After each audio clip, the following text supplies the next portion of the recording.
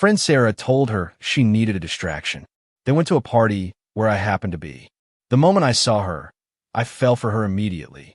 She was petite, about 5 feet tall, maybe 110 pounds, with dark brown hair and the cutest dimples you could imagine. People say I'm a cheerful guy, always cracking jokes and the life of the party. I started talking to Emily, and within 6 months, we were married. I think I caught her when she needed someone the most. Our life was good. I have nothing to compare it to. Our marriage was pretty ordinary. No big surprises, no second or third spouses, just a normal marriage. For the past 32 years, we went on family vacations, bowled, played golf, and attended our kids' sports events and performances. We were typical parents who loved their kids and practically lived for them. Emily and I both worked. She's a teacher, and I'm a welder. Money was never a huge issue, though sometimes it was tight. We have our house and 2 vehicles. Her car and my truck, both paid off. Our intimate life was good when we were younger. We'd be together 3 or 4 times a week. After our first son, John Jr., was born, we were lucky if it happened twice a week. 5 years later, when Mike was born, we were lucky if it happened once a week. I understood. She was a working woman with 2 young kids, and that kind of life takes its toll. I helped out a lot, but Emily probably didn't notice. When Mike was 5, she became the love of my life. She could always get her way if she just asked, and she knew it. With the kids, we always had love and plenty of it. There was practically nothing we wouldn't do for them. We raised them with love, and they grew up well-mannered, smart, and honest. We couldn't have asked for better kids. The only thing that suffered over the years was probably our intimate life. By now, it happened no more than twice a month if we were lucky. We didn't try anything new. A few times, Emily told me that intimacy wasn't a big deal for her. That's a huge letdown for a man, so I didn't push it. When I tried, she was there, but was more mechanical with few kisses or hugs. Don't think I'm some perfect husband who never cheated on his wife. I had my share of affairs. I often went to bars after work. If a woman flirted with me, I took the opportunity. I enjoyed the occasional fling, especially when no one was home. I didn't have full-blown affairs, but there were plenty of casual encounters. This went on for 15 years. If I wasn't getting it at home, I wasn't going without. Looking back, I realized our marriage wasn't based on strong love between us. After the first few years, when John Jr. was born, our marriage felt more like a relationship based on respect, without much emotional connection. I don't remember Emily ever saying, "I love you." I think it was mostly a marriage of convenience, except for the kids. Now, about the present. I was in the garage when the phone rang, and both Emily and I answered at the same time. It was Sarah, and I decided to listen for a few seconds before making a joke like, "Be careful what you say. I'm here too." When I heard Sarah ask Emily if she was ready to go to the reunion, I just hung up, thinking she'd tell me about it later. When I went inside, she was still talking to Sarah. After she hung up, I asked what they were talking about, and she said they were planning to go to her 35th reunion. I looked at her and said, "You didn't even mention it or ask if I want to go with you." She replied, "John, in 35 years, you've never gone with me. Why would I think you'd want to now?" She said she'd call Sarah and tell her I was going with her. I said, "I don't want to go to some stupid high school reunion. I didn't even go to mine. I just thought it would have been nice if you told me. That's all." Something felt off. I didn't know what, and I had no reason not to trust Emily. None. But I still installed a recording app on my phone. I used it to record conversations when I took welding jobs. I always warned people the conversation would be recorded. This solved a lot of problems if there were disagreements about the work. The recording started with voice activation and stopped when the conversation ended. The next day, I listened to the recording. Emily called Sarah again and apologized for hanging up so abruptly the day before. She said she was worried I'd suddenly want to go to my high school reunion and that would ruin everything after all her preparations. What preparations? With whom? I wondered. When she got home, I told her I wanted to talk. She looked surprised and asked, "About what?" "About your reunion. Maybe I'll go with you this year." Who even goes to these things? She looked a little nervous, but started talking. "Well, let's think about it. About 30 classmates show up. Some come with their husbands, some come alone, and some bring their families to the buffet dinner. Then they take the kids home and come back for the dance. Singles and divorced people bring friends, but you can only bring one friend total. Sometimes up to 100 people show up for these events. What a terrible word. Event, I thought. When is this reunion? I asked. October 8th, the first Saturday in October, she replied. Let me know if you decide to go so I can change my reservation. I told her I'd know for sure by the end of next week. Will I know anyone there besides Sarah and her husband, Tom? I asked. Emily thought for a moment and said, I don't think you've met any of my classmates, so probably not. And Michael, your ex-boyfriend, didn't he go to the same school as you? She got nervous and said, Yes, he's married, has a family, just like us. Why are you asking me these stupid questions about old reunions and old friends? What's gotten into you? Do you want me to stay home to make you feel more secure? Sorry, honey. Just an old man sticking his nose where it doesn't belong. I'll let you know as soon as possible about the reunion, I replied. I contacted a private investigator I'd worked with before. He'd checked out construction sites I worked on to get a sense of what I was dealing with. But this time the task was different. Jane's Investments. How can I help you? The secretary's voice echoed. Jim, please, I replied. 1 minute, she said, then called out. Jim, how are you, John? Long time no see.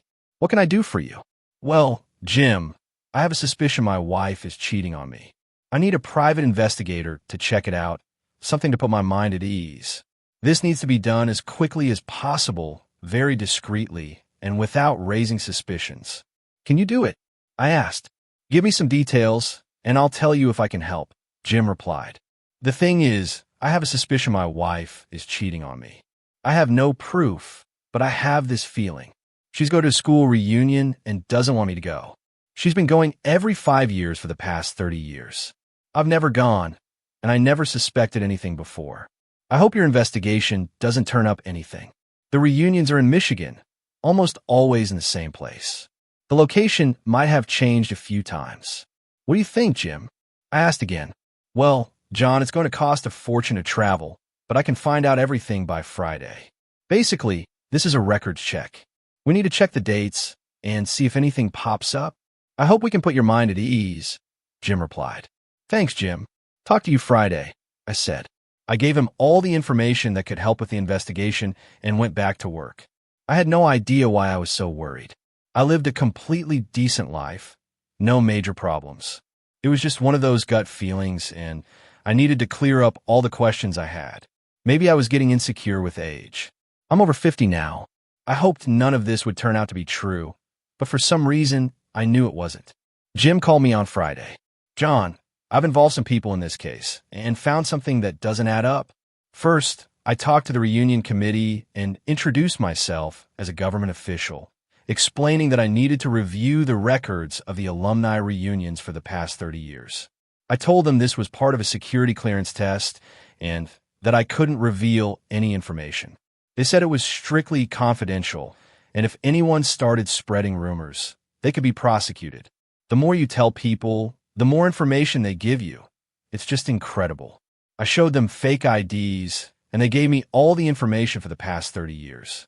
Here's what I learned. Your wife attended all 6 reunions. Her name appears in the registration books for all 6 events. The strange part starts with the fact that for the first 2 reunions, she had a room reserved. But for the last 4, her name wasn't among those who made reservations. We assumed she stayed with someone else. There's no way to know exactly who, but from the names you gave me, her friend Sarah and her husband Tom also attended all 6 reunions and booked a room for 2. So your wife didn't stay with them. The only other name you gave me was Michael. He also attended all 6 reunions. For the first 2, he booked a room for 1 person. But for the last 4, he appeared as Mr. and Mrs. Michael. We assume his wife was with him for the last 4 reunions, but her name doesn't appear anywhere as a classmate or guest. John, maybe you should find out if your wife was really there. I can't do more without blowing my cover, and you didn't want that. Well, that's all I have for now. If you need anything, just call me. I'm always available, Jim concluded. I thanked Jim for his work and started thinking about what he'd told me. Things weren't looking good. There was no real evidence yet, but my gut kept telling me the truth. When I got home, Emily wasn't there yet, so I decided to listen to the recordings from the listening device. Emily called Sarah again and said she could still go to the reunion, but didn't know what to do. Sarah told her, "Just call him Michael. He'll understand." I was stunned. The truth was starting to come out. It turned out Emily was planning to meet Michael. Her friend Sarah might have known or even been involved. Then the first of two bombs dropped. Emily started crying and said, "This is my special time with Michael. I don't want to lose it. I love him so much. I've always loved him." Sarah responded, "Calm down, Emily. You're losing yourself. My God, girl, you have kids with him. What more do you want?" Emily replied, "I know. I'm just upset. I'm sorry. I'll call you later." Then she hung up. What had she just said? I played the recording over and over. Emily never denied it. On the recording, she admitted it. My kids weren't mine. I'd raised them for 32 years. And now I was supposed to believe they might not be mine? No, this couldn't be true. Maybe I misunderstood the message. No, this couldn't be happening. How could I not have noticed this after 32 years? I couldn't confront her now. I was furious. I left a note saying I needed to go work in another city and would be back tomorrow. I also told her I had important work to do on the day of her reunion and wouldn't be able to attend. My life had completely fallen apart. I needed proof about the kids. It was too much for me. I remember that when the kids were younger, Emily had taken them to the state fair, where there was a special DNA lab for kids. You could get a DNA test done for a small fee. I remember the authorities actively promoting this program for identification purposes. Emily had gotten DNA tests for our kids. I remember them coming home and shouting, Dad, guess what? John and Mike are my brothers. They took our blood, and we're all related." Emily told me then that it was a school and state DNA identification program. I remember looking at Emily and laughing, saying, "That's great, honey, for all of us." But now I wasn't so sure. I remember the test results were kept in a safe. I needed to get copies. When I got home, I decided to make an appointment with a doctor to check some things. I went to one of those urgent care clinics and was seen right away. I told the doctor I needed a DNA test to see if I should get a vasectomy, since I didn't want to get one if it wasn't necessary. I also asked if they could do a DNA test while I was there. I wasn't actually planning to get a vasectomy. I just mentioned it as a way to check the numbers. The doctor took the necessary samples, but said the results wouldn't be ready for a week. I said that was fine and that for now, I'd use protection. We both laughed. I spent the next week on autopilot, waiting for the results, but I already knew the truth. I decided to start planning my revenge. I had a month to prepare everything. Our 33rd wedding anniversary was 2 days after the high school reunion. I decided to throw a surprise for everyone. Many people would get hurt, but at least the truth would come out. I remembered Emily saying the buffet was a great place to bring the family, so I decided to invite our 3 kids to this surprise. First, I called John Jr., our oldest son, who's 29 and has 3 kids. I told him about the high school reunion his mom was going to, and said I'd told her I couldn't go, but I was planning to surprise her for our anniversary. I invited him and his family to come with their kids and grandkids. She'd never expect this from me. I was willing to pay for their lodging for one night. I thought we wouldn't have to go until Saturday night and could spend Sunday together as a family. He was excited about the idea of surprising his mom. He said he'd discuss it with his wife and get back to me, but he didn't see a problem with it. Then I called Mike, who's 24. He's newly married and has a 6-month-old baby. I told him the same story, and he also said he'd discuss it with his wife, but didn't see a problem with it. Finally, I called my youngest daughter, who's now 18. She just started college in Michigan a month ago. I told her the same story I told the boys, and she was thrilled. She said, "Mom will be so happy. I can't wait. I don't need to make a reservation, Dad. My dorm is only 5 miles from the Radisson. I can spend the night with you and then go back to the dorm and return the next day. It's not worth spending money on a room." I told all 3 not to mention or hint at anything to their mom under any circumstances, or our plan would fail. God, what wonderful kids I have. But why aren't they mine? I think after the reunion, I'll find out if they still want to be my kids. Once I calmed down a bit, I was able to face Emily. That's when I started seeing our life differently. I realized there really wasn't any love. It was just a marriage of convenience.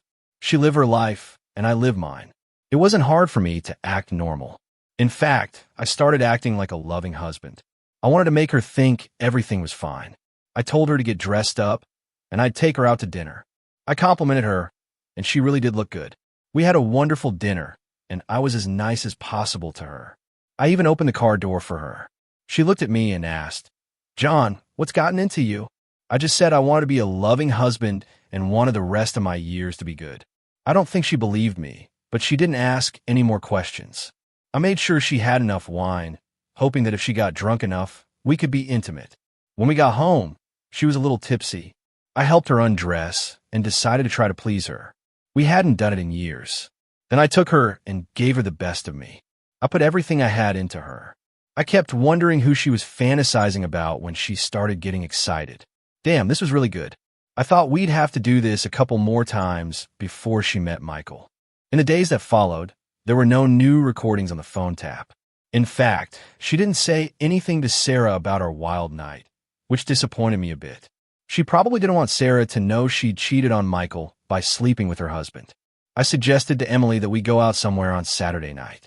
Why don't we invite Sarah and Tom? We could all have dinner together and maybe even dance a little. That way, you can practice dancing before your reunion. The next day, I heard a new message on the device. She was talking to Sarah again. "Hi, Sarah," Emily said. "I have to tell you, John's acting strange."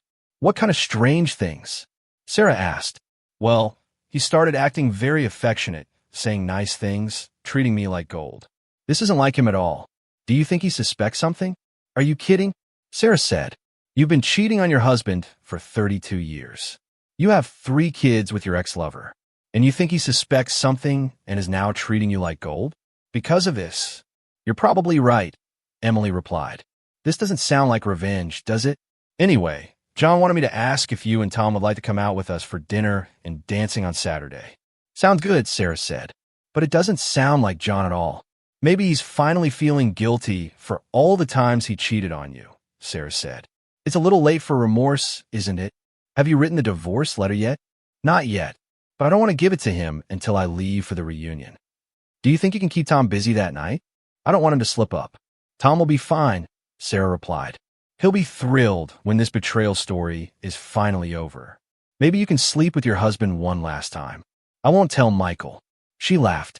This completely confirmed my suspicions. Now I knew everything. I just had to wait for the test results, and then everything would be completely clear. It was time for Saturday night. Emily and Tom got ready for a double date with their friends Sarah and Tom. I called a taxi, thinking we'd all be too drunk to drive after the night. Maybe even rent a room if necessary. We picked up Sarah and Tom, and they were surprised to see a taxi. I just said that way we could drink as much as we wanted without worrying about getting home. Tom looked at me and said, "I've never seen you like this, John. I thought we should live a little before it's too late." I replied, "Actually, tonight is completely on me. I got a bonus for the job I took on the day of Emily's reunion, and I couldn't turn it down. Since I can't go to the reunion tonight, we'll have fun." Everyone was a little surprised, but Emily didn't say anything. I think she decided that since we'd be divorcing soon, there was no point in objecting. I looked at Tom and said, "Wow, don't our wives look beautiful tonight?"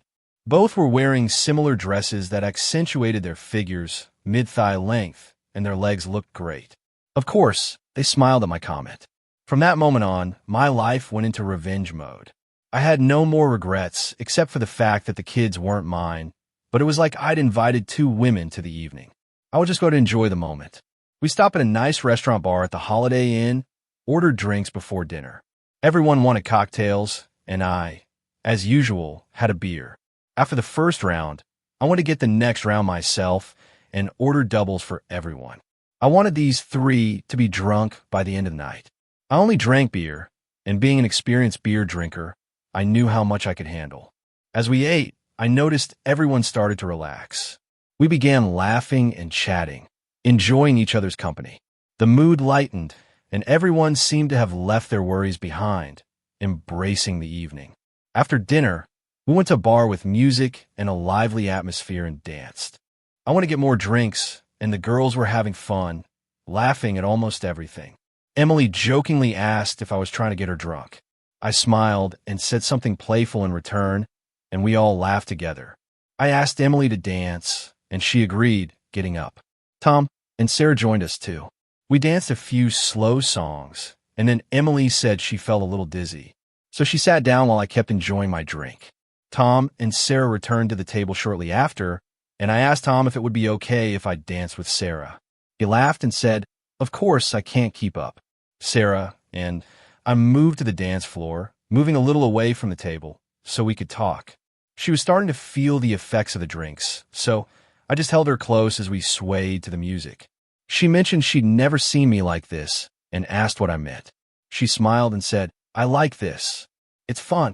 After a couple of dances, we all returned to the table, continuing to chat and share funny stories. As the night went on, the girls started feeling the effects of the drinks, and Tom was pretty tired but could still walk. I suggested we go to the room I'd booked, which had 2 large beds, to rest a bit. No one objected. Everyone needed a break.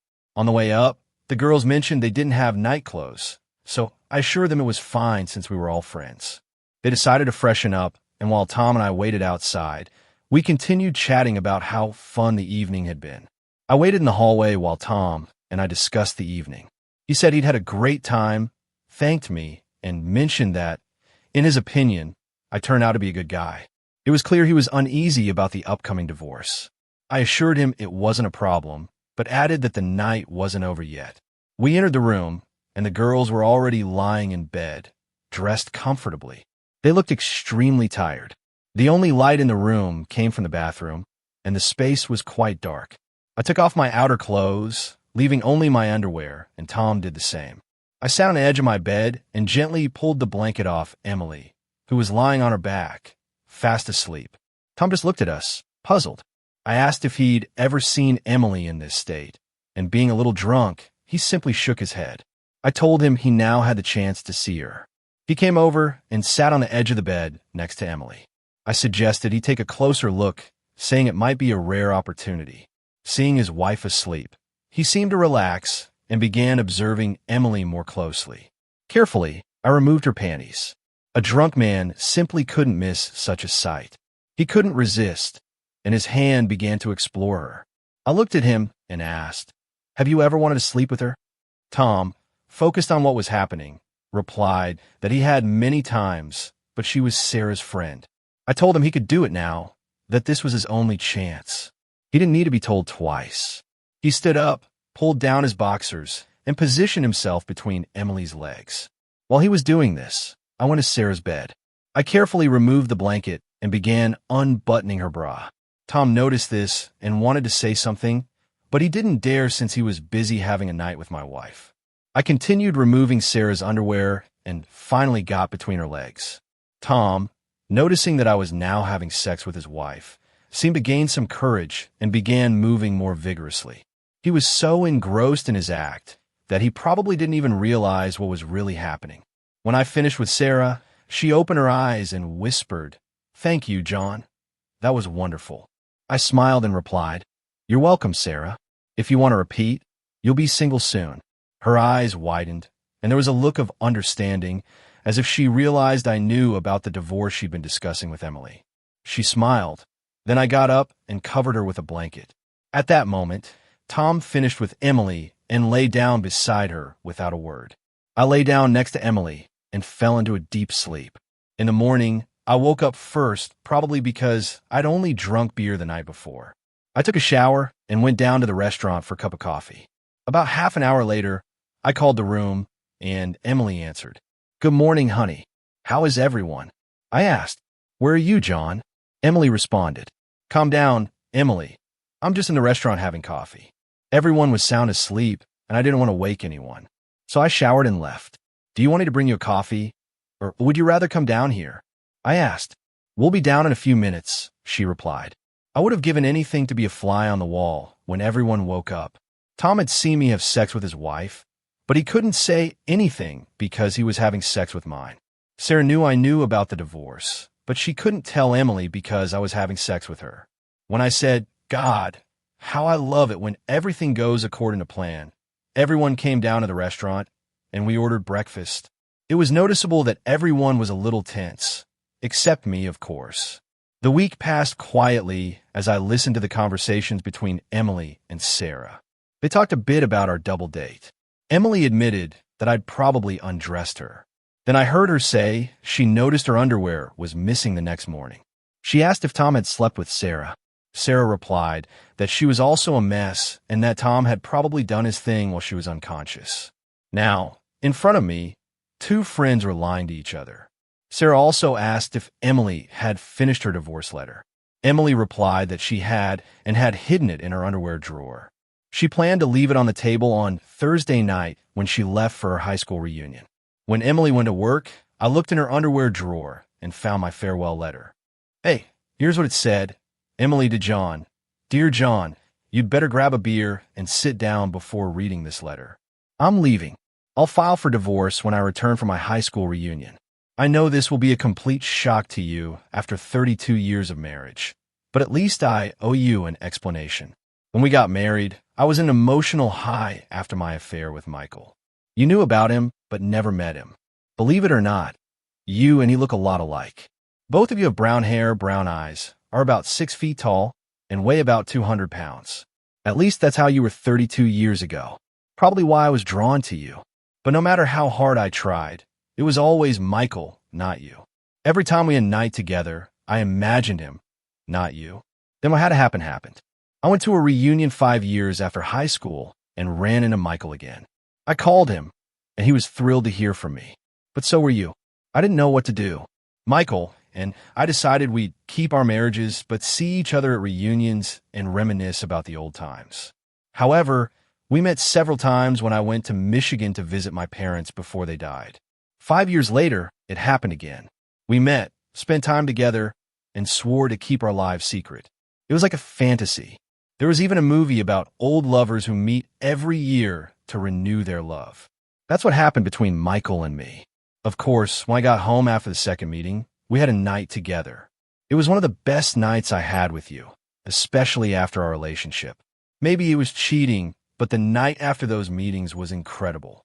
9 months later, Michael was born. Do you see where I'm going with this? Michael was also Michael's son. I know I should feel guilty, but I don't.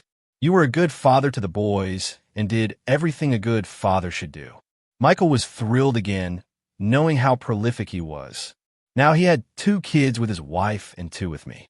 At the third meeting, after all the passionate love between Michael and me, we decided we needed to tell someone. We wanted to share our joy, so I told Sarah and Tom. They were stunned at first, but then said they'd always suspected something was going on all these years. They noticed that Michael and I always seemed so happy together. After all, Michael was Tom's best friend.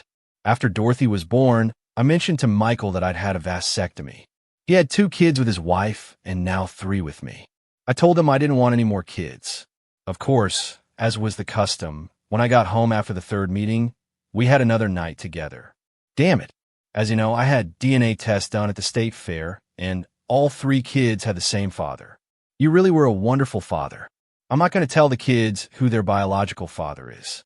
They love you too much, and they'd probably hate me. I know you also cheated on me for years. We got strange calls from women looking for you, and there were those late-night trips to the bar.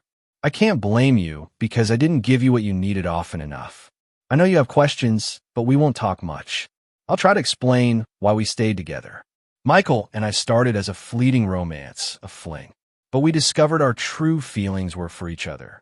We wanted to be together, so we finally decided to wait until our kids grew up and then move somewhere together to spend the last years of our lives. Now, they're in college, and John Jr. and Mike already have their own families. I know you won't have trouble living your life because there wasn't much love between us from the start.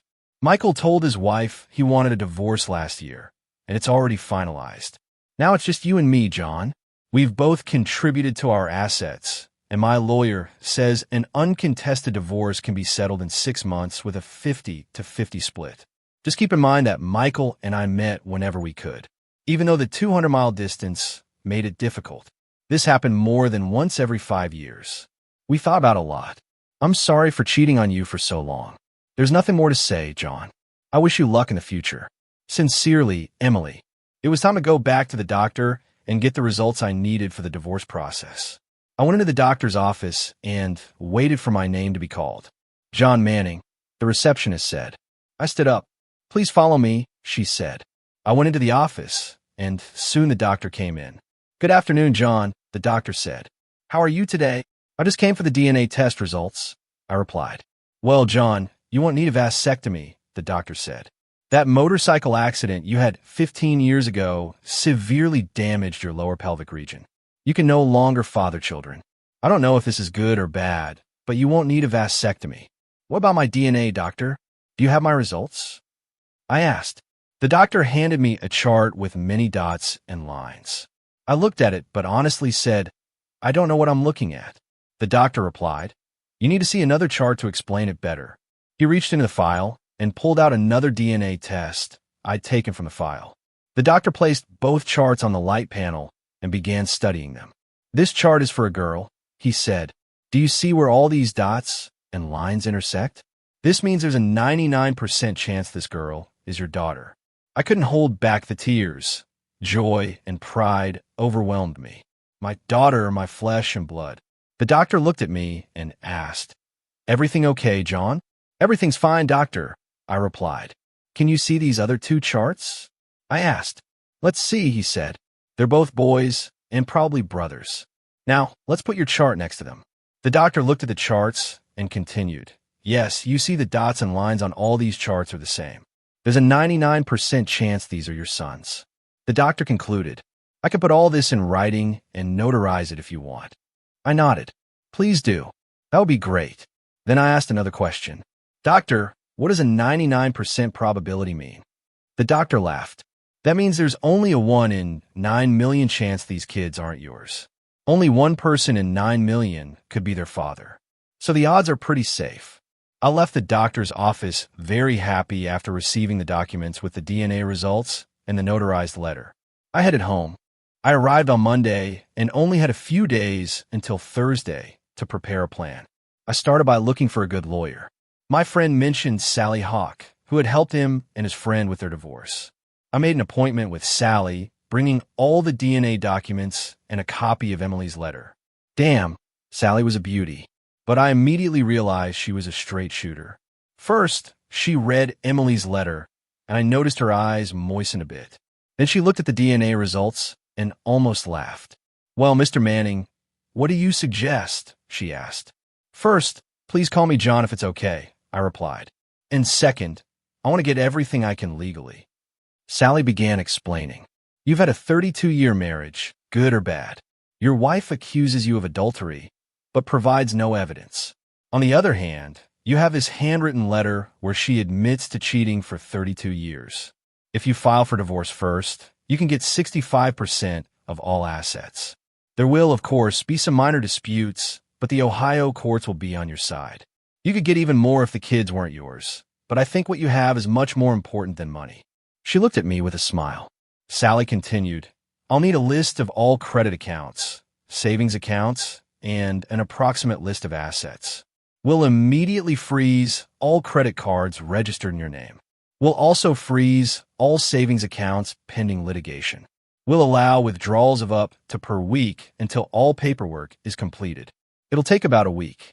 I think your wife's retirement account should go to her and yours to you.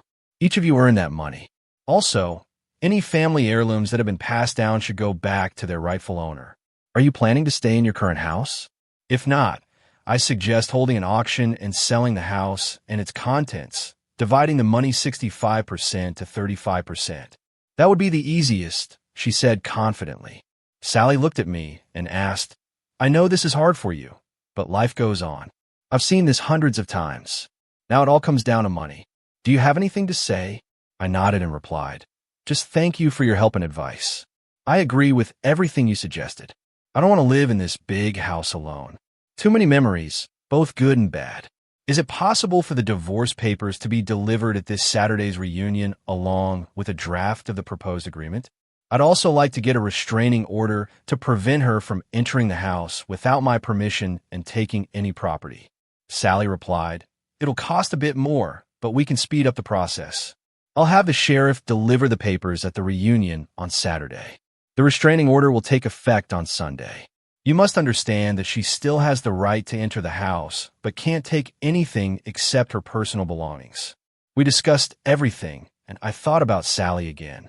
I started planning the last 2 days before my wife left for her reunion and disappeared from my life. I contacted my kids and daughter to make sure they'd attend the high school reunion. They all agreed to be there. Then I told them I wanted to meet with them before dinner. I had something very important to tell them, something that could change their opinion about whether to go to dinner or not. But most of all, I needed their support. This was a life-changing event for me and their mother. I told them I couldn't give them more details now, but I'd see them Saturday at the Radisson Hotel. I didn't like keeping in the dark, but I really wanted them there. I mentioned to Emily that since I was taking Thursday and Friday off to leave early for the reunion, we could go out to dinner on Wednesday night. She thought it was a good idea. I knew she just wanted to act normal and not cause problems at this stage of the game. It's Wednesday, and we went out to dinner. I acted like it was a date. I opened doors for her, pushed in her chair, and complimented her. She drank wine, trying not to get drunk, and I had my usual beer. After dinner, we went to the movies to see a romantic comedy. Then we headed home. She said she'd had a great night and enjoyed everything. When we got home, she changed into a nightgown and went to bed. I undressed completely and lay down beside her. She looked at me and said, "No, not tonight, John. I'm very tired." I'd never been rude to Emily, but tonight was going to be different. She was leaving me, so I had nothing to lose. "Emily, stop," I said. "No," I replied, but I kept pushing. She tried to push my hand away with both hands, but she wasn't strong enough. She cried out again, "John, stop. I'm not in the mood." "Well, I am. We could do this the easy way or the hard way. Your choice," I replied. She looked at me, terrified, and said, "John, what's gotten into you? Please don't hurt me. I have no intention of hurting you, Emily, but I do intend to spend the night with you and do it right." I asked again, the easy way or the hard way? She hesitated for a moment and then gave in. "Okay, John, I'll play along." She sat up to take off her nightgown, leaving only her panties. "Now I backed off," I said, as she lay back down, gently touching her waist, pulling her closer. Her breathing became ragged as I caressed her thigh. She was close, and her touch responded to mine, creating a subtle tension. I caressed her, feeling her gradually give in to the moment. She whispered softly, "It feels so good. Please don't stop." Her words enveloped me in warmth, and I continued kissing her skin tenderly, feeling her body respond to every touch. Our movements were soft and harmonious, as if we understood each other without words. I looked at her, and her eyes shone with desire and tenderness. We paused for a moment, and I asked, "Do you want to continue?" She nodded. Her breathing deepened. Our bodies synchronized, and we lost ourselves in the moment, taking our time and enjoying every second. When it was over, we lay side by side, tired but happy. She smiled and said softly, "That was incredible." She fell exhausted onto the bed and was asleep immediately. I got up, took a quick shower, and started thinking about recent events. It was a shame she'd been such an unfaithful wife. The last few weeks had been the best in terms of intimacy in my entire life. Thursday morning, I woke up and started getting ready for work. I looked at Emily. She was still lying in bed, unmoving, in the same position as yesterday. I felt a little sad, knowing it was the last time I'd see her like this. Even though we didn't have much love in our marriage, we did have good times. I knew when I got home that night, a letter from her asking for a divorce would be waiting for me. I grabbed my things and left for work. I needed to stop by the house to pick up some tools. Her car was gone, and I was glad about that. I didn't want to run into her now as I entered the house. I didn't see any letter. I decided to check my answering machine to see if there were any new messages. I heard a call from Sarah asking if Emily was ready to leave. They were supposed to pick her up around 4 p.m. The trip would take less than 4 hours. I looked at my watch. It was already noon. Then I heard Emily's voice. "Sarah, I'm sure I'm making the right decision. I'm starting to have doubts." "What do you mean? You waited 32 years to be with Michael. What happened?"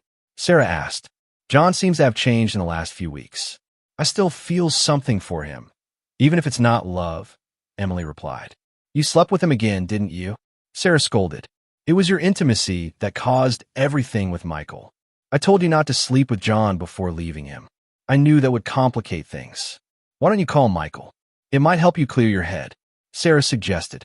"You're right, Sarah. As soon as I get back from the reunion with Michael, Everything will fall into place, Emily replied. I'll go to the payphone and call him to calm down. I don't want to call from here and leave traces of the call. Apparently, she was now on the street calling her lover. Well, I'll see her on Saturday with my surprises.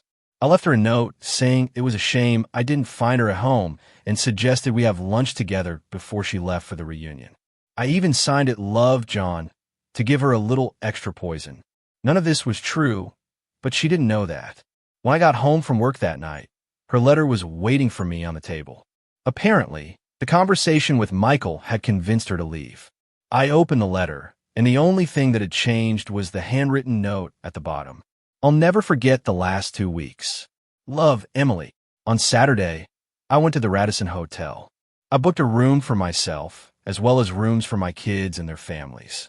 I also notified the reunion committee that we were going to surprise Emily for our 33rd anniversary, but I asked them not to tell her. I wanted to make sure we had reservations for the scene. We all met in my room, so I could give in the bad news. I started by saying, I was hoping to have a surprise for your mom and me for our anniversary. But circumstances have changed. Your mom is in love with another man and has been with him all these years. She waited until you were all grown up to leave me. They were all stunned and said things like, No, Dad, this can't be true. Are you sure? I'm so sorry, Dad. I can't believe Mom did this to you. And many other expressions of shock. Finally, I said enough. She left me this letter before going to the reunion. I didn't want you to see it, but I have to show you this. Then I had another document for them.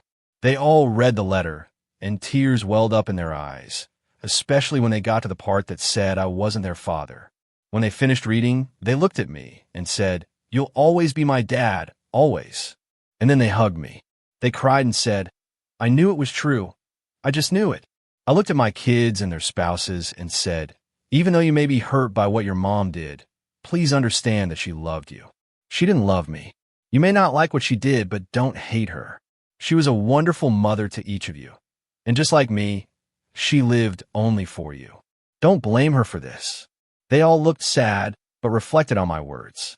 We all headed to the restaurant, my 2 sons with their wives and kids, and me holding my daughter's arm. There were at least 100 people in the room when we entered. I told the host my name and how many people were in our party. They led us to a table with a reserve sign. We all sat down, and Emily noticed I had an extra chair. I told her I was expecting a guest. We all looked around and noticed Emily and me sitting across from each other. There she was, Emily and Michael. They all seemed to be having a great time. Then Sarah suddenly saw us and exclaimed loudly, Oh my God, your family is here. Emily's jaw dropped completely. Oh my God, what are you doing here? We heard her say. My daughter stood up, walked over to her mom, looked at her and said, I hate what you did to Dad, but I'll try to understand it because I love you. You're my mom. Dad is here to give a speech. You'll still hear it, but the results will be completely different. With that, she returned to our table and sat down. She looked at me and said, I'm sorry, Dad, but I had to say it. I just nodded and greeted our guest who had just arrived. John, Mike, let me introduce you to Jane, Michael's ex-wife. They all greeted her, and my kids introduced their wives and kids. Jane turned out to be a nice woman. She was probably around 55 and weighed about 145 pounds. She was dressed very elegantly. When Michael looked at our table, he stood up to approach us, but Emily stopped him. She knew it would be a big mistake on his part. A podium was set up on the stage for speeches. The MC stood up and began saying the usual words before announcing the names of all the graduates present, asking them to stand. When they mentioned Sarah's name, we clapped softly. Then they mentioned Tom's name, and we clapped again. When they called Emily's name, we made a lot of noise to draw attention. We saw she was embarrassed. When they announced Michael's name, we didn't clap at all. Then they called Jane's name, and we clapped loudly, which made her laugh. After some speeches, the MC invited me, John Manning, to the stage for a special appearance. Everyone at our table clapped and cheered as I walked to the podium. I began my speech, thanking the committee for giving me the opportunity to speak. I asked to speak to congratulate my wife, Emily. I said, pointing to her, on our 33rd wedding anniversary, which would be in 2 days. The audience applauded. I raised my hands to calm everyone and continued. Before I left today, Emily left me a farewell letter. I want to read you some excerpts. She's been in love with Michael for all our years of marriage. I guess many of you already knew this. I looked around the room and then said, today, she's leaving me for him, so I'm handing you, Emily, the divorce papers. Please let the officer through. I asked the sheriff's deputy to come forward and hand Emily the divorce papers. Then he handed Michael the papers for adultery. My lawyer also drafted a divorce agreement that they could read later. I added, and one last thing, I continued. In her letter, Emily claims that Michael is the biological father of my 3 children. I looked at Michael, who was smiling stupidly, and said, this is not true. I stated firmly. My daughter stood up and walked over to her mom, handing her copies of the DNA results for the kids and me, as well as a notarized copy from the doctor confirming I was their biological father. Michael's expression went from a smile to a look of anger, and Emily burst into tears. Then Jane stood up and said, Michael, I just have one thing to say to you. While you were cheating on me, I got my revenge. Our 2 kids aren't yours. Their father is your brother, John. She handed him the DNA test results.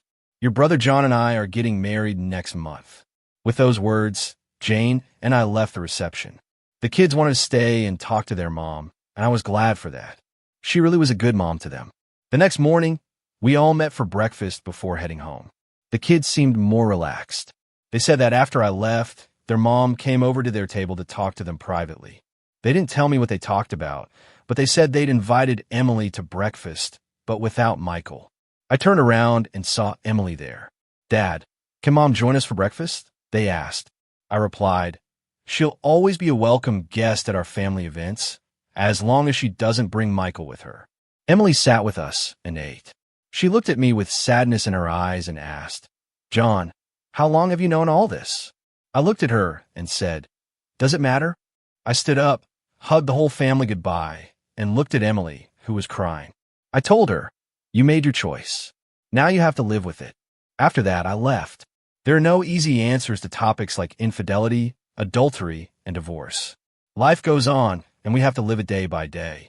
I know many readers might think I should have been harder on Emily, but I think everyone handles these problems their own way. I'm happy with how I did it.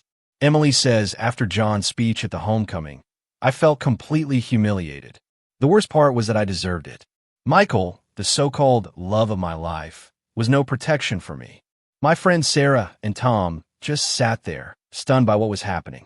I sat at the same table with them, but essentially I was alone. I made the worst mistake of my life.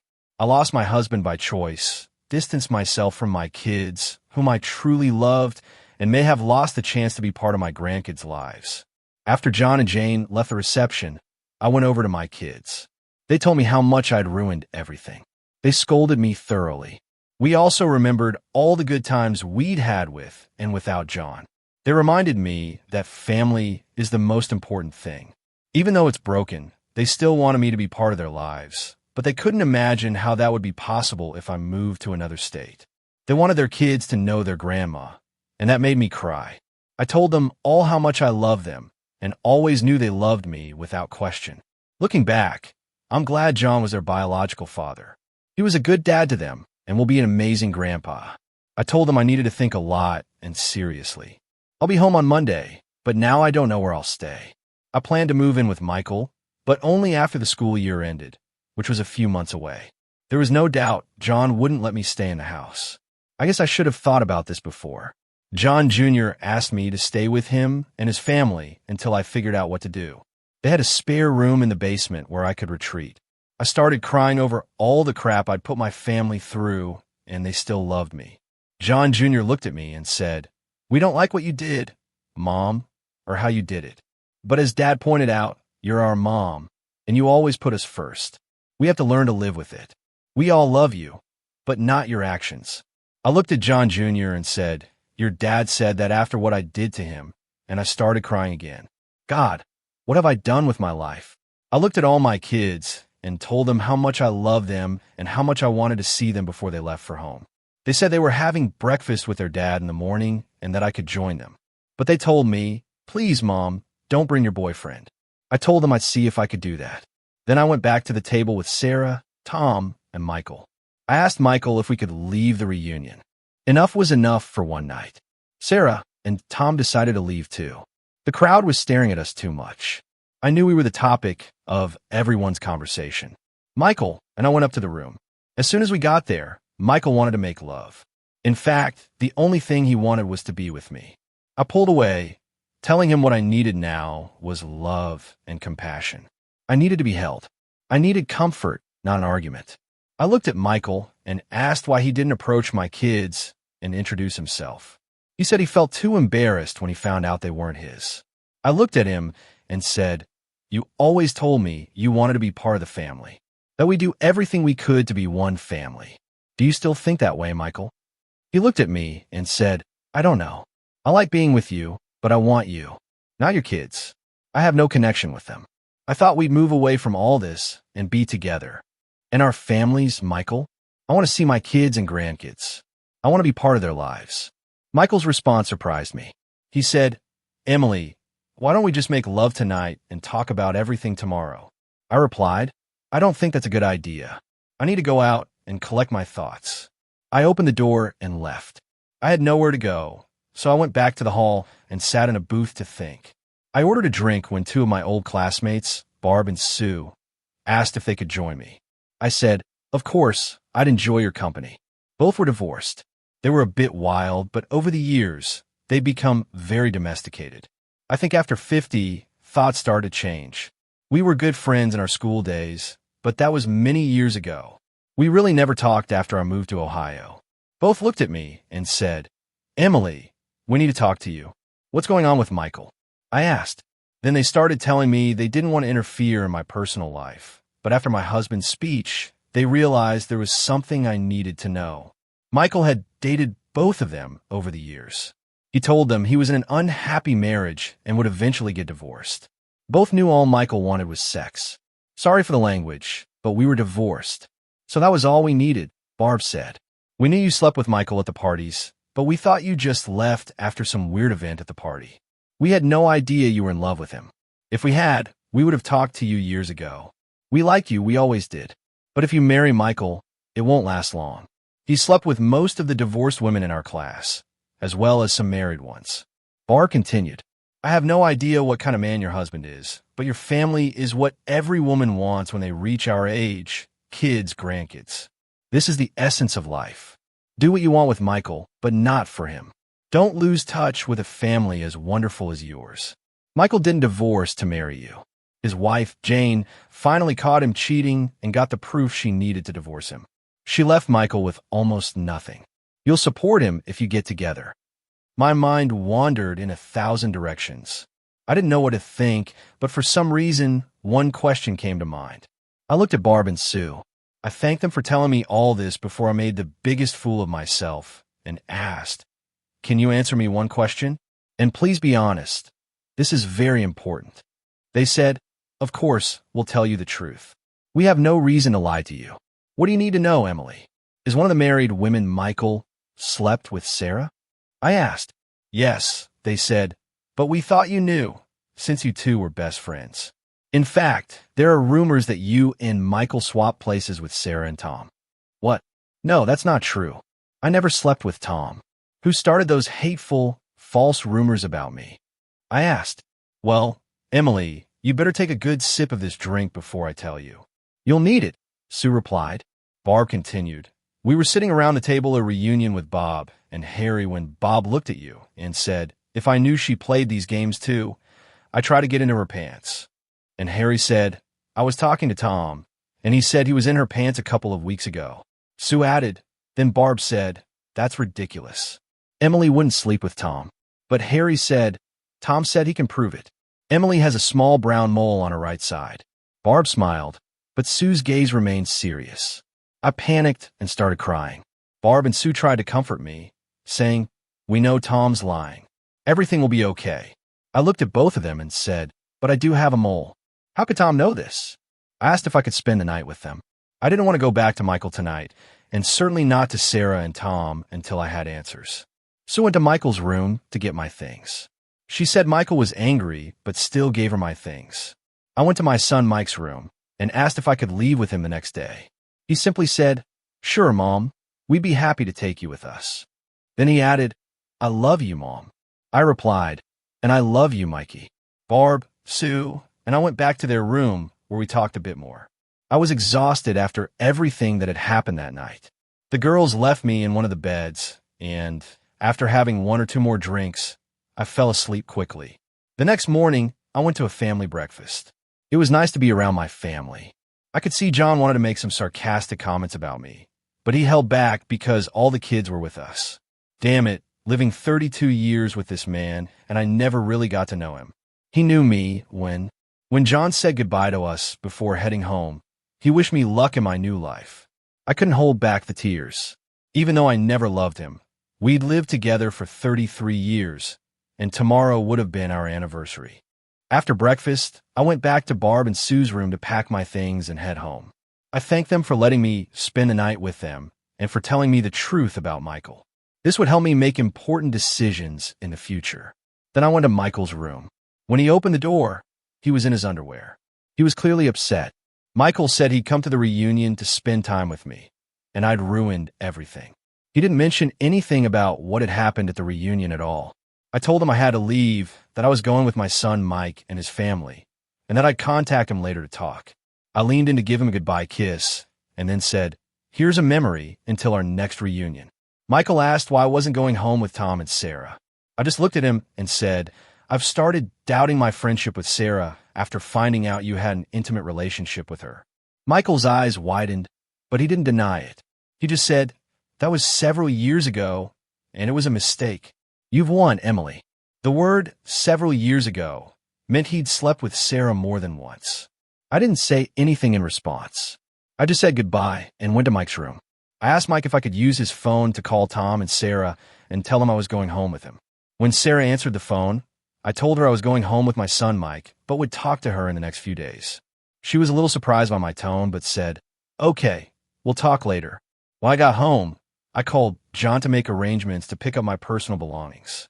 I told him I thought the 65 to 35 asset split was too harsh, considering we'd saved everything together, but I was willing to accept it to move on.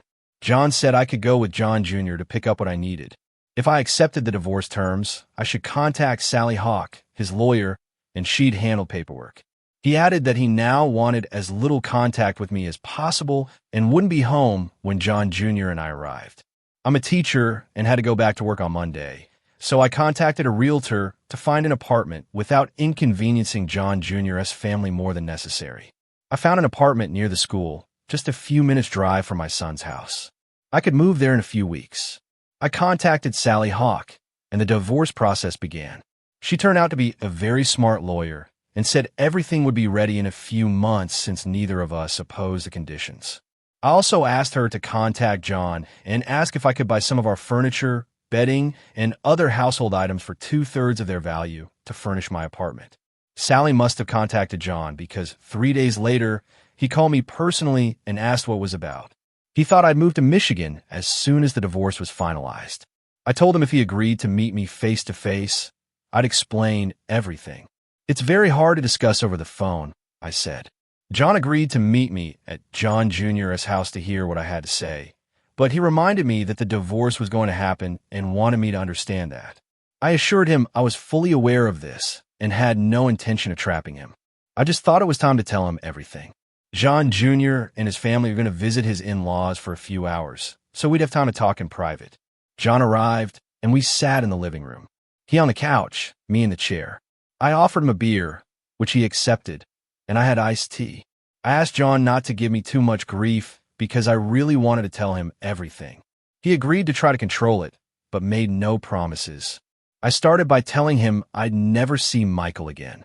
I made a huge mistake, and now I'm paying for it. I'm the only one to blame for all of this. For all these years, I thought I loved Michael. Ever since I found out on my first high school reunion that he wanted me, I thought it was love.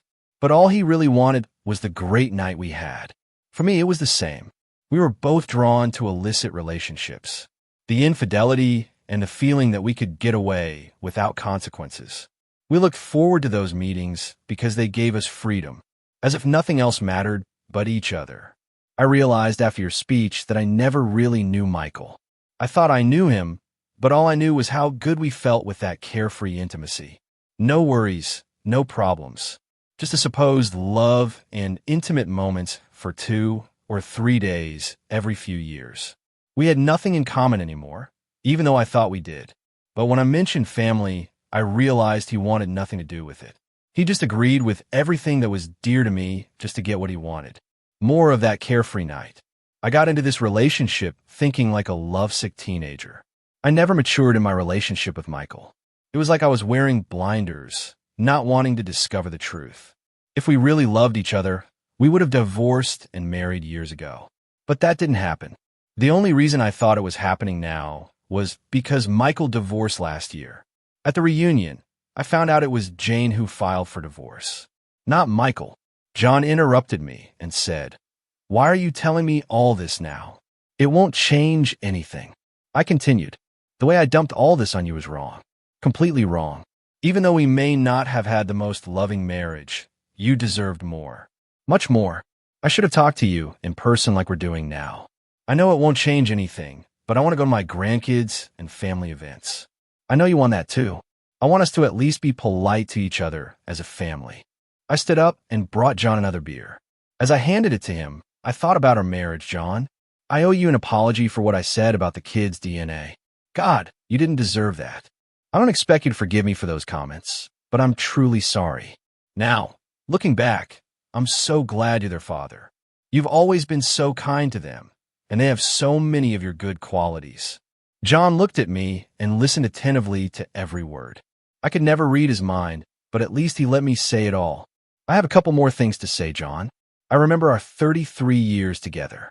I can't say there was love, but I also can't say there wasn't. We got married. We had a night. We had a family. As for our family, there was definitely love between us. Our kids knew it, and now they've passed it on to their families. We raised them well. Maybe we really did love each other, but over time, we just didn't try to preserve it as much as we should have. A few tears escaped me. Maybe if we'd shown our feelings to each other like we showed them to our kids, things might have turned out differently. I know it's too late for us, but after the way you treated me the last month, I started feeling that writing that letter was a mistake. Honestly, I thought I was starting to fall in love with you again. I started crying and said, "Isn't this ridiculous?" Then I wiped my tears. John looked at me and said, "At any time before you left for your reunion on Thursday, you could have stopped the letter. Why didn't you?" "Well, John," I replied, deep down I thought I was going to throw it away, but I called Sarah and she tried to talk me out of it. She suggested I call Michael and talk to him. If I'd been home and had lunch with you as planned, maybe I would have stopped it, but as fate would have it, I called Michael, and you weren't here when I got home for lunch.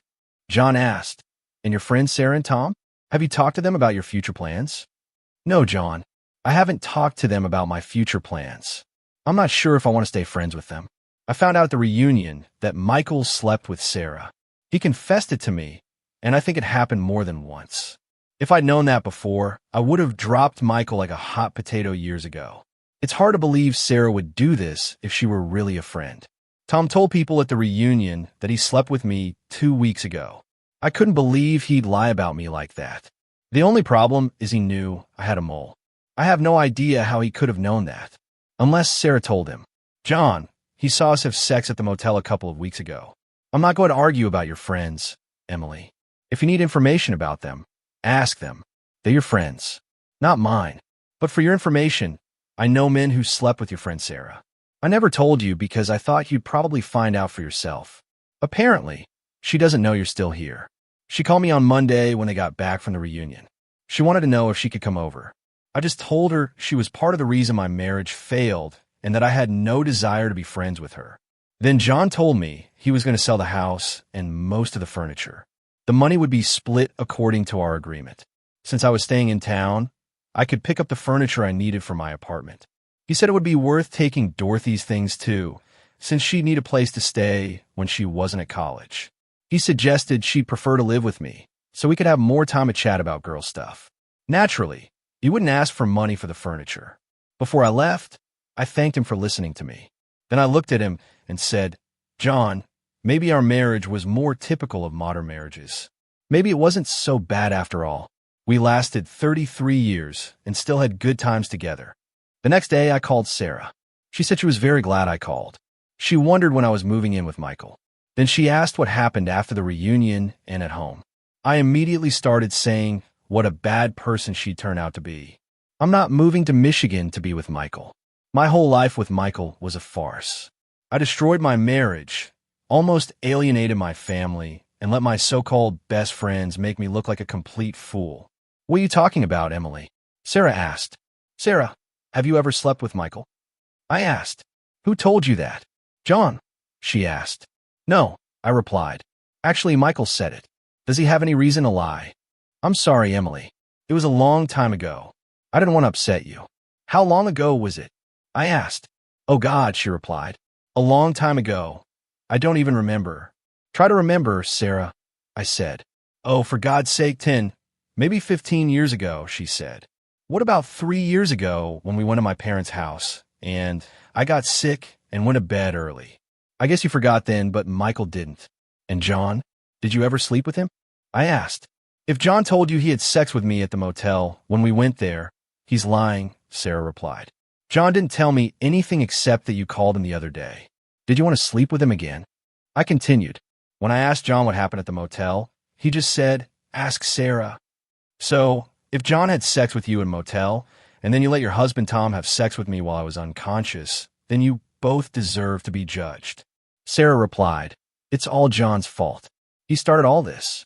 He let Tom sleep with you, and then slept with me. He knew about your upcoming divorce. I interrupted her. Damn society girl. You slept with my boyfriend. He had sex with my husband. You let that idiot, your husband, take advantage of me. And then John told you he knew about my letter, and you didn't even say a word about all this. I know John well enough to know he did all this for revenge. But you're my best friend. I never want to see you or your husband again. As for Michael, you can go to his house and spend the night with him while your pathetic husband watches. Then I hung up. Our divorce was finalized 6 months ago. My life is pretty sad now. I spent a lot of time at the bar, probably just because I wanted company, someone to talk to. That's when I started realizing that Emily and I had really lived a life together. Maybe not the best, but not the worst either. But we were life partners. Now I come home to an empty apartment every night. I sit there and either go online or watch TV. It was fine the first few months, but now it's getting very boring. Here I am in my 50s, sitting at home alone. I tried dating several women, but they, like me, seemed lonely. With most of them, it all came down to a one-night stand. I guess I was still a womanizer. I didn't want commitment. I didn't want to get married again. And that's what most of these women seem to want. Someone to share their lives with, and who could take care of them. I stayed away from married women. I guess after what happened to me, I didn't want to be responsible for ruining another marriage. Even if the woman was just looking for a fling. I started spending more time at my welding job. The money was good, but money wasn't my problem. I miss my wife, Emily. I don't know how to explain it. This woman had been cheating on me for over 28 years. We lived almost separate lives. She took care of her business, and I took care of mine. But there were so many moments when I remembered the times we spent together. Our family vacations. We always had a good time together. We went to our kids' games. We were together, laughing and supporting them. The only thing that gave me joy now was seeing my kids and grandkids. And then I started realizing that every time I visited them, Emily was there. We talked politely, trying not to be rude or mention the past. Maybe it was just her presence that soothed me. I don't know. Then I started thinking again. Damn it. Damn her for what she did to our lives. Then I started remembering all the affairs I'd had during our marriage. God, I was far from a saint. Most of those women were just casual one-night stands. But I was still cheating. Emily probably could have left me after any of them. Why didn't she? According to her farewell letter, she knew about all these betrayals. I can remember at least 20 times when I cheated on her.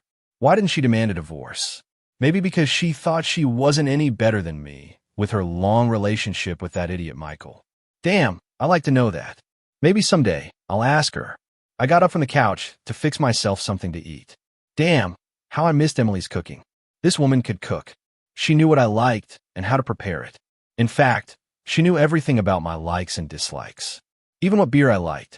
I think after 33 years with a person, you learn a lot about them.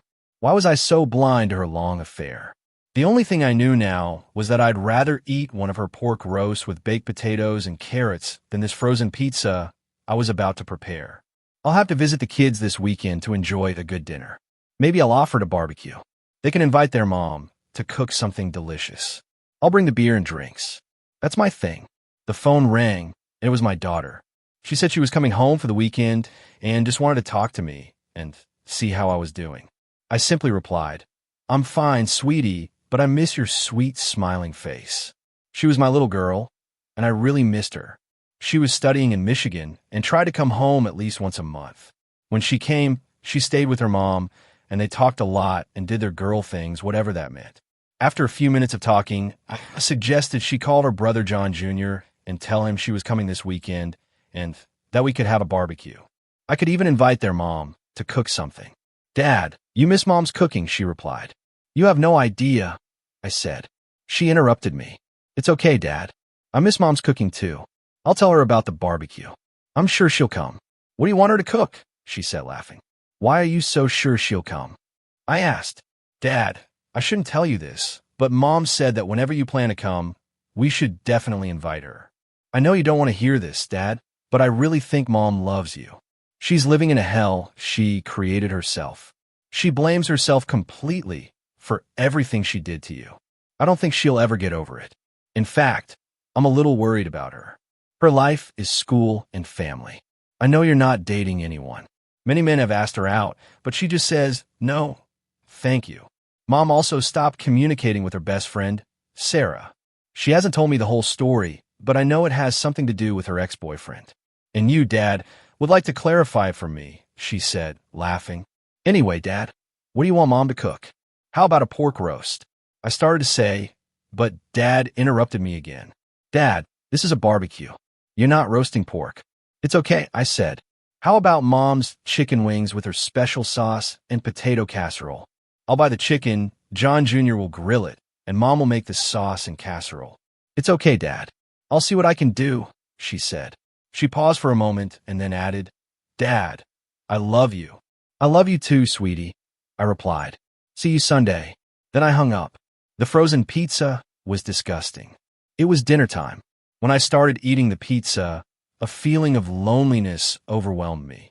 About half an hour later, the phone rang again. I looked at the caller ID, and it was John Jr. "Hi, Dad." "It's John Jr. How are you?" he asked. "Yeah, I'm just finishing dinner and watching TV." "What's new?" I replied. "We're having a barbecue at noon on Sunday, and I was wondering if you'd like to join us." "What will you have?" I asked. "Grilled chicken and potato casserole," he said, as if he didn't know.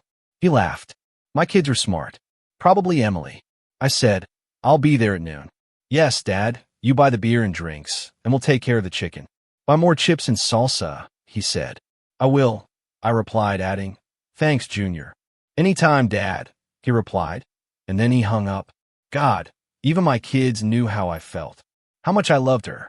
Sunday came, and I headed to John Jr.'s house. I remembered to buy the beer, drinks, chips, and salsa as they'd asked. When I walked in, everyone greeted me. I hugged them all, kissed my grandkids and my 2 daughters-in-law. Emily came up to me, kissed me on the cheek, and whispered, "Don't worry, Dad. She's here." I just looked at Emily, wondering how she knew what I was thinking. Then I looked up and saw Emily, dressed in a beautiful yellow summer dress, applying her special barbecue sauce to the chicken. I walked over to Emily and said, "Hi, Emily, it's nice to see you again. The chicken smells great." Emily smiled. "Thanks, John. I made it just the way you like it." "How's school going?" she asked, trying to start a casual conversation. "Sometimes the kids drive me crazy, but otherwise everything's fine." Then she said she needed to check the potato casserole in the oven. My other son, Mike, came over to me and said he wanted to talk in private. We went to the living room, away from everyone, and he told me that they'd been talking earlier and that Emily's old friends, Sarah and Tom, had separated. Now Tom had started calling Emily and harassing her. "Dad, I can't let that idiot bother Mom," Mike said. "I don't know what's going on exactly, but he said he wants to humiliate her. I can't let this happen. Mom's already suffered enough." Damn it. I loved how my kids stood up for their mom. There was no way I'd let them get involved in this problem. I looked at Mike and said, "Stay out of it. Don't do anything stupid." You have a family to take care of. I'll handle this problem with Tom. We went back outside and joined the barbecue. I thanked John Jr. for the invitation, saying it was the best barbecue chicken I'd had in a long time.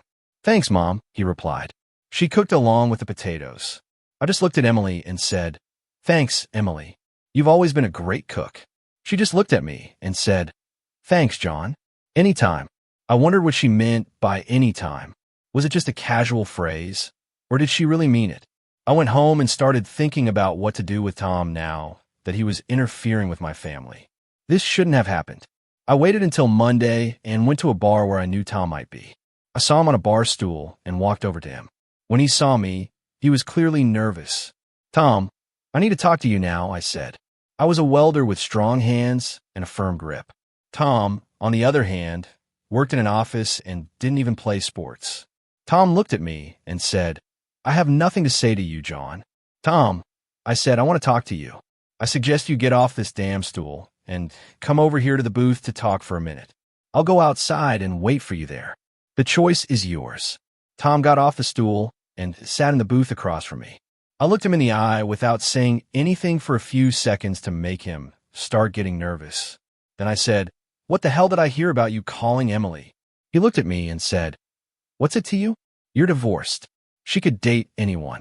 She's an adult. She's over 21. I looked at him again, waiting for a pause before speaking to make him even more nervous. Then, in a low voice so only he could hear, I said, Listen, man, I made a mistake letting you take advantage of the situation with her as revenge. I shouldn't have done that. You're not worthy of even wiping your feet on her. If you call her again, you'll apologize for any of your words and say you'll never, I mean never, bother her again. If I find out you called her again or spoke badly of her in any way, I'll find you personally and put you in a damn body bag. Do I make myself clear? He muttered. Yes, I understand. I looked at him again and said, I didn't hear you. He replied louder, Yes, I understand, and I promise not to bother her again. One more thing, you idiot, I added. Call your friend Michael and give him the same message. This isn't a threat. It's a fact. The next time I come here, there won't be any talking. I'll have to break your arm or smash your face to make you understand clearly. No, Emily. I understand, and I'll pass this message to Michael, he said. You'll call Emily as soon as possible. I don't want you to make her angry again. After these words, I got up and left the bar. Thursday came, and I was at work. One of my employees and I were doing some welding when the explosion happened. I woke up in a hospital room. One of my sisters-in-law, Lisa, was sitting next to me, watching me. She shouted, he's awake, and hugged me tightly. I asked what had happened. She said, there was an explosion on Thursday, and you've been unconscious since then. What day is it? Today is Sunday, Lisa replied. You've been in a coma since Thursday. We all took turns standing guard near you, replacing each other every 4 hours. Everyone except Emily. I felt sad when she said Emily wasn't on guard with me. I don't know why, but at that moment, Emily walked into the room with tears in her eyes. Lisa continued, except Emily. She didn't leave. She stayed here with you, sleeping in the chair. We made her go home to clean up, but she came back an hour later. She even took the day off from school to spend time here with you on Friday. All this time, Emily was at the door and cried. I didn't know what to think. Then she walked over to the bed. She hugged me and said, Welcome back, John. We all missed you. When she left, my whole family came into the room. They hugged me, kissed me, and started crying. All this emotion overwhelmed me, and I started crying. Then Emily came over, hugged me, kissed me, and said, We all missed you, Dad, and we love you. The way she said it, I knew she included Emily in her words. Then the doctor came into the room and asked everyone to leave. When my family left, Emily said, I'm not leaving. He's my husband, and I'm staying with him. The doctor was surprised but said, It's okay. Just sit down, please. Emily sat in a chair. The doctor examined me and asked many questions. I told him the last thing I remembered was the explosion and then waking up a few minutes ago. The doctor took notes in my file and said I could be discharged the next day if all the tests were normal. The only thing he emphasized was that I shouldn't be alone. I needed someone to be there for at least the next few days, he added. You need more rest and not to move around too much. The doctor said I had a concussion, but in his opinion, there was no internal bleeding. He said I was very lucky. God had given me a second chance at life because the explosion could have killed me. He said he'd be back in the morning to check on me again and left the room. My family came back into the room, and Emily explained everything the doctor had said. They immediately started worrying about who would take care of me after I was discharged because I couldn't be left alone. Emily looked at me, then at the kids, and said, "I'll take Dad home with me for a few days until he recovers. He needs someone to take care of him. I've already talked to the school and took a week of personal leave." I explained the situation with the accident, and they gave me the time off without any problem. I looked at Emily and said, "Wait a minute. I don't have a say in this." My whole family looked at me and said in unison, "No." All I could say was, "Okay."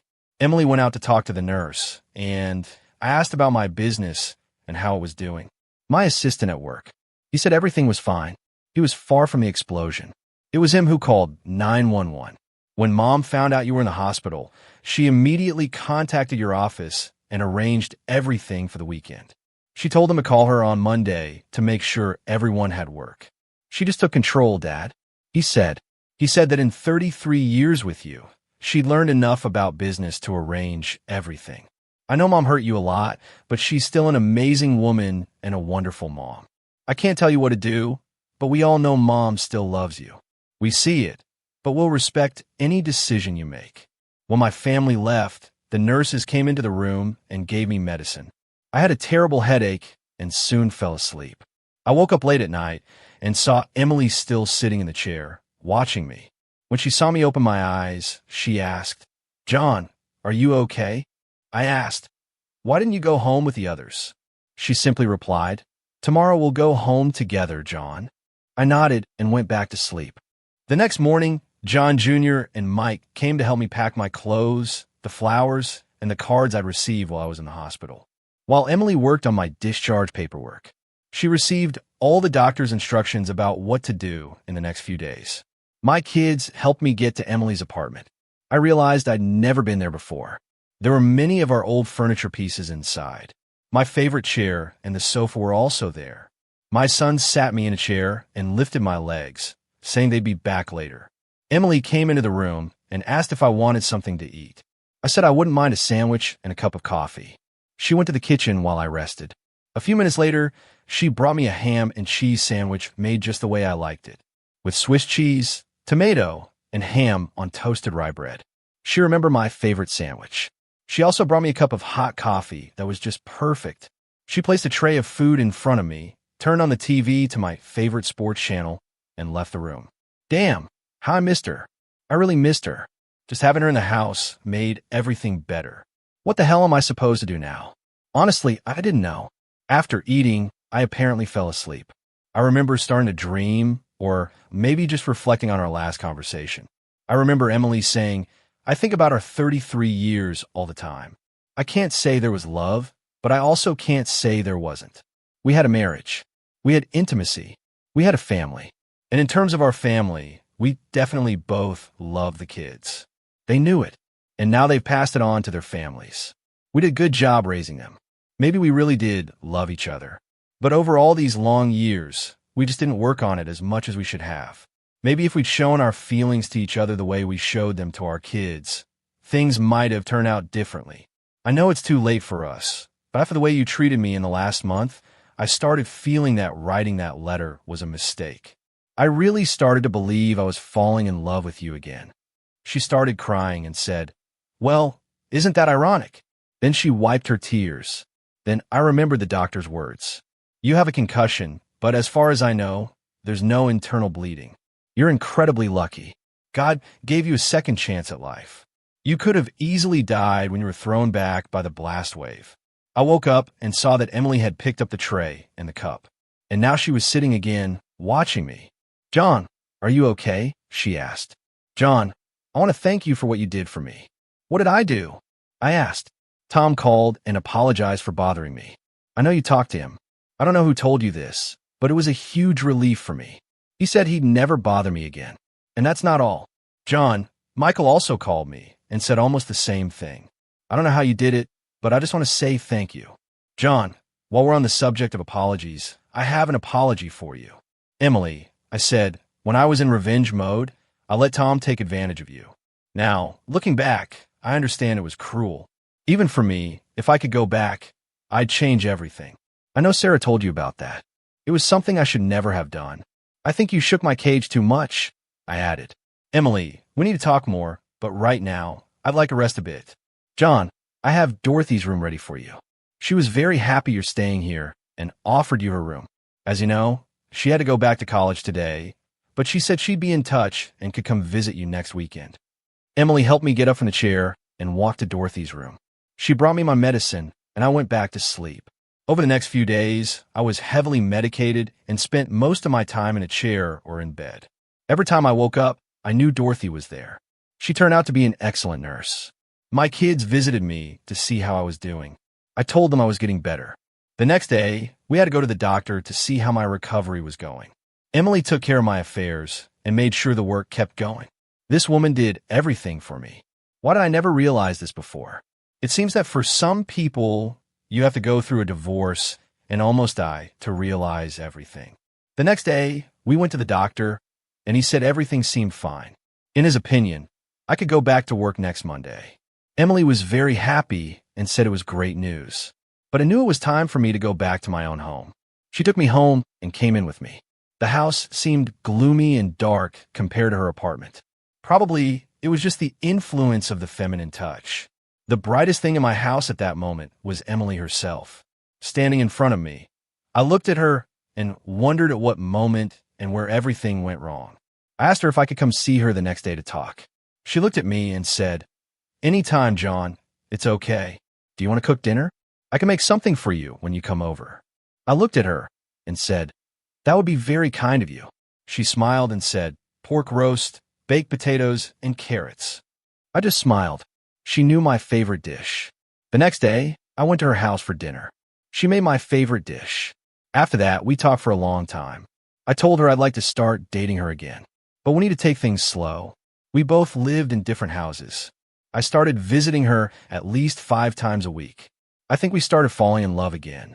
We no longer took each other for granted and tried not to focus on the past. We didn't talk about getting married again, but to all our friends, we were a couple again. Our kids and grandkids were always happy to see us together. Going back to my apartment no longer seemed so hard because I knew I'd see Emily again tomorrow.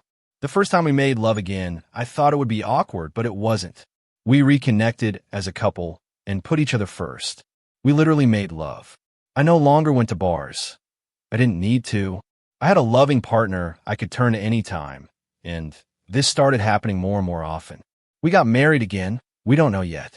We just met and enjoyed every day. As the doctor said, God gave me a second chance at life. It was the least I could do for Emily. This long-awaited story has come to an end. Subscribe to not miss more such interesting and exciting stories.